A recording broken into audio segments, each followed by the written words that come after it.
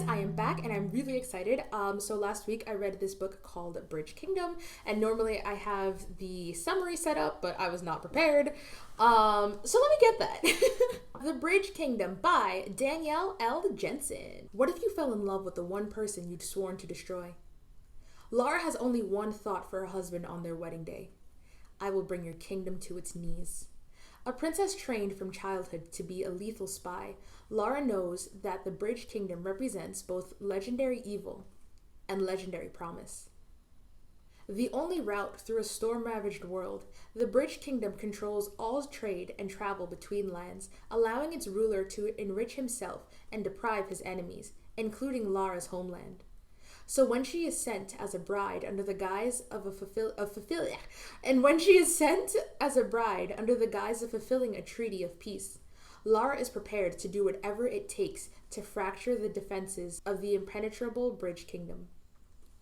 But as she infiltrates her new home, a lush paradise surrounded by tempest seas, and comes to know her new husband, Aaron, Laura begins to question where the true evil resides. Around her, she sees a kingdom fighting for survival. And in Aaron, a man fiercely protective of his people. As her mission drives her to deeper understanding of the fight to possess the bridge, Laura finds the simmering attraction between her and Aaron impossible to ignore.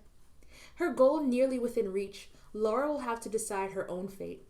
Will she be the destroyer of a king or the savior of her people? Okay, so I love this book.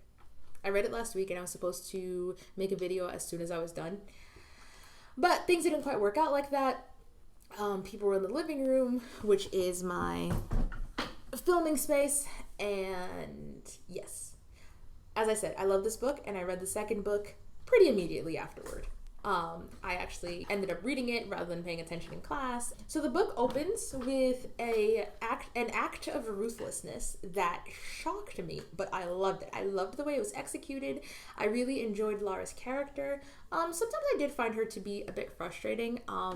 And you know, when she was being willfully naive near the middle to end, and still, you know, went along with some plans.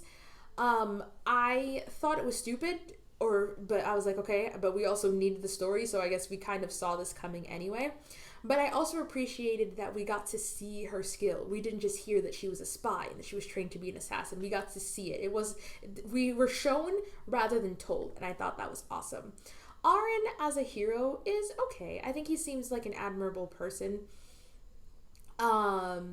And in the I like him a lot better in the first book than I do the second. I think he was like cool in the second, but sometimes his narrative dragged on. I really enjoyed the audible narration in between the chapters. For the first book, they have the sound of a storm, and in the second, it's separated by drums, presumably, you know, war drums. And I thought it was like really well done. I really enjoyed it. I enjoyed both narrators as well.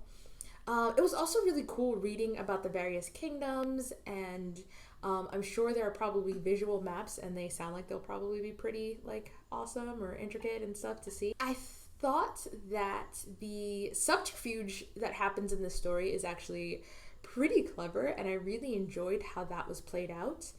And I am not prepared to sort of delve into it a whole lot without, I didn't take very many notes on this one. I just kind of blew through it. And so I don't have like specific things that I really want to go back to, but there are definitely some great quotes. I love like the relationships that are built like outside of the romance, and that there are relationships built outside of the romance, like friendships and stuff like that. I just really wanted to make this video also because I have been slacking on my uploads. So I have a couple of things in bulk that are coming out to you guys. So yeah, I hope you'll check this one out if you are a fantasy lover. I definitely think this is a good one. And yeah, I'll see you guys in the next one. Sorry if this like review was kind of anticlimactic, but just know that I love this and I 100% recommend it. I gave it 4 stars. Why didn't I give it? Didn't I give it 5 stars? I think because while I did love it, it didn't like, you know, scream at me. It didn't. I'm sure that I'm going to remember it, but there are a lot of books that I remember that while I really liked, I didn't like love, and it's not going to be like, actually, I don't know if it'll be a new favorite. I don't know. 4 stars still just felt like, I think I gave this one 4 stars and the second one 5, or was it the other way around? Perhaps I should double check that. If you're really curious, I'll put it in the description. But yeah, no, I did think that this was really good. Arin's grandmother is one of those old people who are hilarious. Like, somebody complains about the mix, one of the reviewers I saw on Goodreads complained about the mix of archaic and modern language. And I was like, yeah, this is the author's world. Like, she can do whatever the freak she wants. And so I did really enjoy the blending of it, especially in Arin's grandmother. She was a feisty old biddy. I loved it. Back to my farewells. Definitely give it a read, and I'll be back with more books.